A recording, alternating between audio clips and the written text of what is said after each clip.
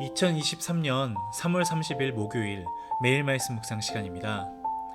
오늘 우리는 마태복음 25장 14절부터 46절까지를 읽으면서 마지막 때에 대한 마지막 비유와 그리고 마지막 때의 준엄한 심판에 대해서 생각해보는 시간을 가지려고 합니다. 그럼 함께 말씀을 읽어볼까요?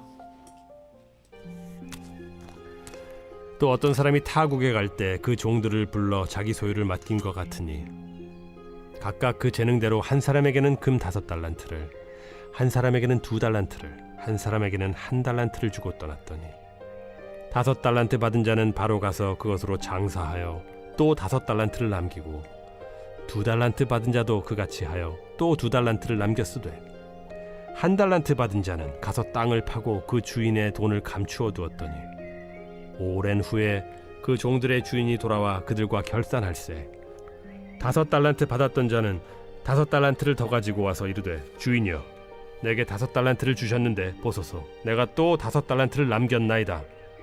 그 주인이 이르되 잘하였도다 착하고 충성된 종아 네가 적은 일에 충성하였음에 내가 많은 것을 네게 맡기리니 네 주인의 즐거움에 참여할지어다 하고 2달란트 받았던 자도 와서 이르되 주인이여 내게 2달란트를 주셨는데 보소서 내가 또 2달란트를 남겼나이다. 그 주인이 이르되 잘하였도다 착하고 충성된 종아 네가 적은 일에 충성하였음에 내가 많은 것을 네게 맡기리니 네 주인의 즐거움에 참여할지어다 하고 1달란트 받았던 자는 와서 이르되 주인이여 당신은 굳은 사람이라 심지 않은 데서 거두고 해치지 않은 데서 모으는 줄을 내가 알았으므로 두려워하여 나가서 당신의 달란트를 땅에 감추어 두었었나이다. 보소서 당신의 것을 가지셨나이다. 그 주인이 대답하여 이르되 악하고 게으른 종아 나는 심지 않는 데서 거두고 해치지 않은 데서 모으는 줄로 네가 알았느냐. 그러면 네가 마땅히 내 돈을 취리하는 자들에게나 맡겼다가 내가 돌아와서 내 원금과 이자를 받게 하였을 것이니라 하고 그에게서 그 1달란트를 빼앗아 10달란트 가진 자에게 주라. 무릇 있는 자는 받아 풍족하게 되고 없는 자는 그 있는 것까지 빼앗기리라. 이 무익한 종을 바깥 어두운 데로 내쫓으라. 거기서 슬피 울며 이를 갈리라 하니라. 인자가 자기 영광으로 모든 천사와 함께 올 때 자기 영광의 보좌에 앉으리니 모든 민족을 그 앞에 모으고 각각 구분하기를 목자가 양과 염소를 구분하는 것 같이 하여 양은 그 오른편에 염소는 왼편에 두리라. 그때 임금이 그 오른편에 있는 자들에게 이르시되 내 아버지께 복받을 자들이여 나와 창세로부터 너희를 위하여 예비된 나라를 상속받으라. 내가 줄일 때에 너희가 먹을 것을 주었고 목마를 때에 마시게 하였고 나그네 되었을 때 영접하였고 헐벗었을 때에 옷을 입혔고 병들었을 때에 돌보았고 옥에 갇혔을 때에 와서 보았느니라. 이에 의인들이 대답하여 이르되 주여 우리가 어느 때에 주께서 줄이신 것을 보고 음식을 대접하였으며 목마르신 것을 보고 마시게 하였나이까. 어느 때에 나그네 되신 것을 보고 영접하였으며 헐벗으신 것을 보고 옷 입혔나이까. 어느 때에 병드신 것이나 옥에 갇히신 것을 보고 가서 배웠나이까 하리니 임금이 대답하여 이르시되 내가 진실로 너희에게 이르노니 너희가 여기 내 형제 중에 지극히 작은 자 하나에게 한 것이 곧 내게 한 것이니라 하시고 또 왼편에 있는 자들에게 이르시되 저주를 받은 자들아 나를 떠나 마귀와 그 사자들을 위하여 예비된 영원한 불에 들어가라.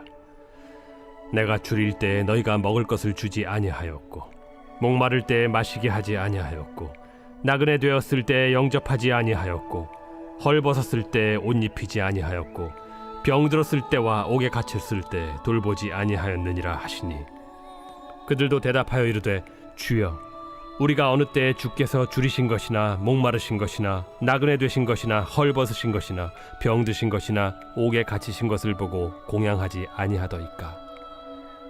이에 임금이 대답하여 이르시되 내가 진실로 너희에게 이르노니 이 지극히 작은 자 하나에게 하지 아니한 것이 곧 내게 하지 아니한 것이니라 하시리니 그들은 영벌에, 의인들은 영생에 들어가리라. 오늘 말씀 14절부터는 이 파루시아 때에 그러니까 예수님께서 다시 오시는 그 재림의 때와 관련한 이 세 가지의 비유 중 마지막 이 세 번째 비유입니다. 알 수 없는 때를 깨어 준비하라는 주제가 계속 이어지면서 이 몇 가지 중요한 요소들이 더해집니다. 앞선 두 가지 비유, 지난주에 우리가 읽었던 주인과 신랑의 갑작스러운 귀환에 초점이 있었다면 오늘의 이야기는 주님의 떠남과 그 귀환 사이에 그 사이 시간 동안 그 간극 동안 종들이 어떤 태도로 주님께서 다시 오실 날을 주인의 다시 오실 날을 준비하는 것이 합당한지를 알려줍니다. 주인이 종들에게 보여주었던 엄청난 신뢰와 기대에 걸맞게 종들 역시 주인이 다시 오실 것을 확신하며 주인을 향한 신뢰를 가지고 맡김을 받은 자, 즉 청지기로서의 책임을 다할 수 있어야 합니다. 하나님 나라에서는 큰 일과 작은 일의 구분이 없습니다. 큰 사람과 작은 사람의 구분이 없습니다. 그것은 세상의 기준일 뿐 하나님께서는 나에게 주어진 것이 아무리 작을지라도 그것을 어떠한 태도로 임하느냐에 관심을 가지십니다.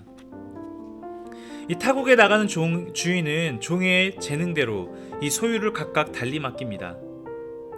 하지만 우리가 간과하고 있는 것은 이 한 달란트도 당시에는 매우 큰 돈입니다.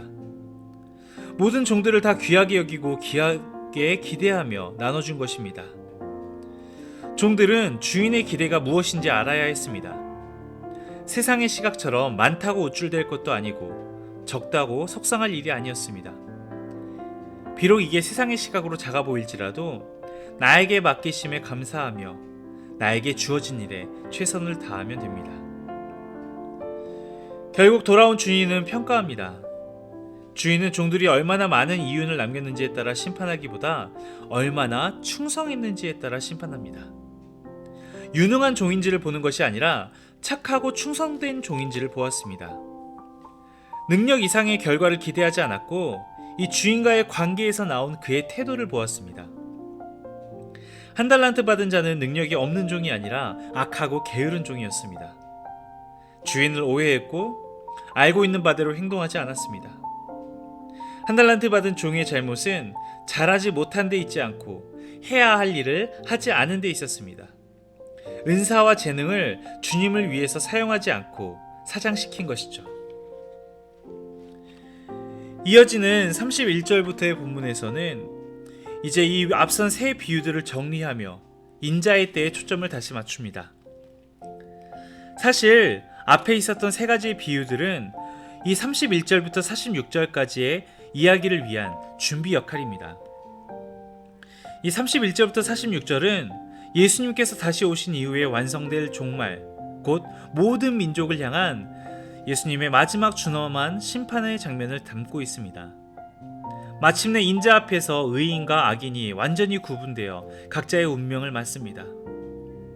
오른편과 왼편, 의인과 악인, 칭찬과 책망, 상속과 저주, 영생과 영벌 등 마태복음이 그동안 다양하게 선보였던 이 둘의 구분이 마지막 때 이처럼 명료해집니다. 예수님께서는 저와 우를 구분하셨습니다. 기회가 언제나 있는 것은 아닙니다.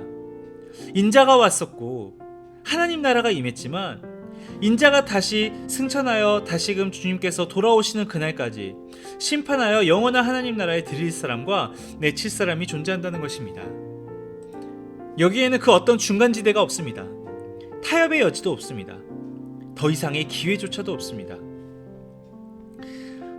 그런데 여기에서 주목할 것은 여전히 예수님께서는 그 작은 자에 대한 태도를 보신다는 것입니다.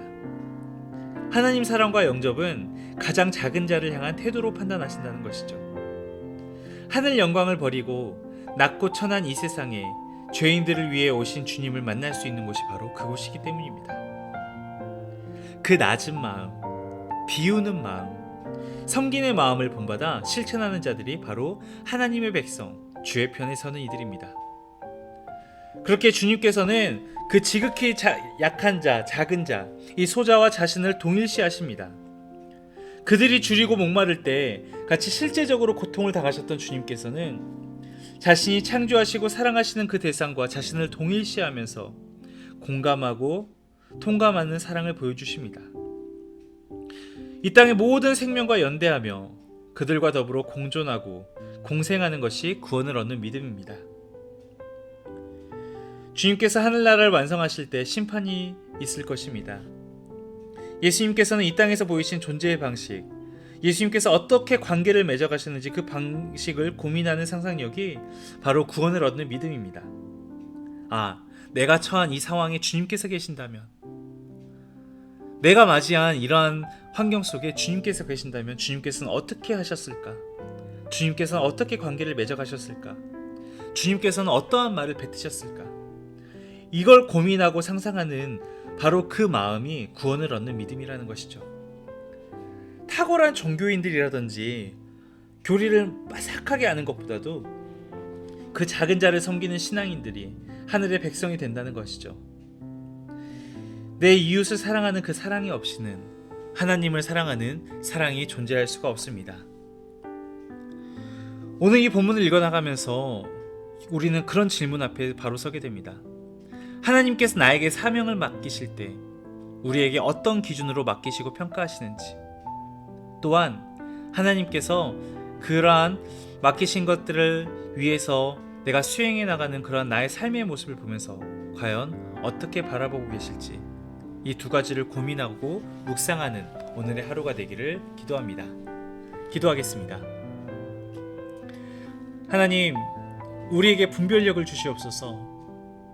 우리에게 주신 은혜를 감사하면서 이것이 작다 크다를 논하기 이전에 내게 주어진 것에 감사하며 주를 위해 사용하고 노력하는 우리의 믿음이 되게 도와주시옵소서.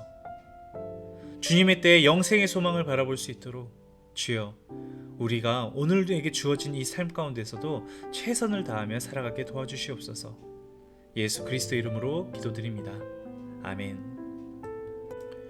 기도의 시간을 이어가며 함께 기도할 제목들을 나눕니다. 가장 먼저 저희가 지난주 중반부터 계속 이제 이 마지막 때에 대한 말씀들을 이어서 읽어나가고 있는데, 우리 주변을 돌아보면서 아직 믿음 생활을 하지 않고 있는 가족이나 혹시 이웃들이 있다면 그들이 함께 복음을 받아들이고 믿음 생활을 할 수 있도록 하나님 그들의 마음을 움직여 주시라고 우리 주님께 간절히 기도합시다. 이어서 요즘 정말 꽃들이 만개해 있죠. 이렇게 화창한 봄날 마음에 그늘이나 염려, 걱정이 있거든 그 모든 것 주님께 맡기고 우리 여수한빛교회 성도들의 삶이 꽃처럼 활짝 피게 해달라고 우리 교우들을 위해서 기도합시다. 그럼 함께 기도하겠습니다.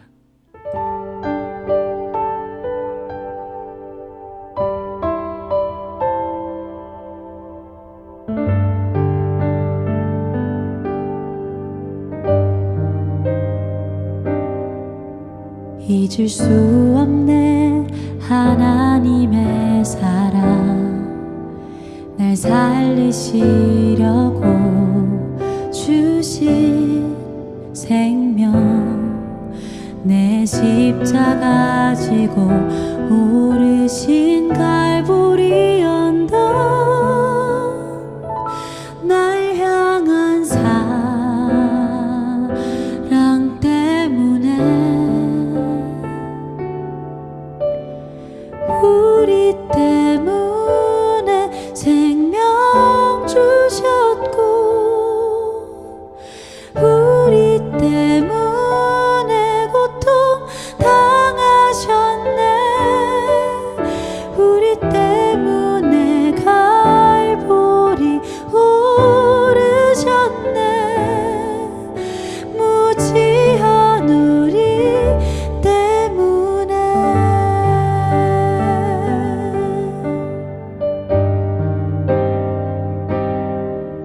나는 보았네 피 묻은 십자가, 날 구하시려고 흘린 사랑, 날 바라보시며 흘리신 용서의 눈물, 날 향한 사랑 때문에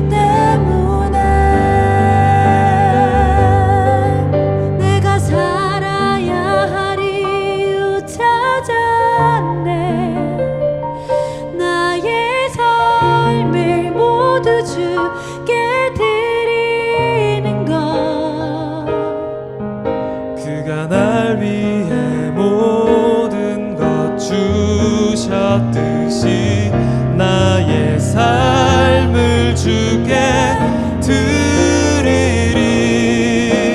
주 위에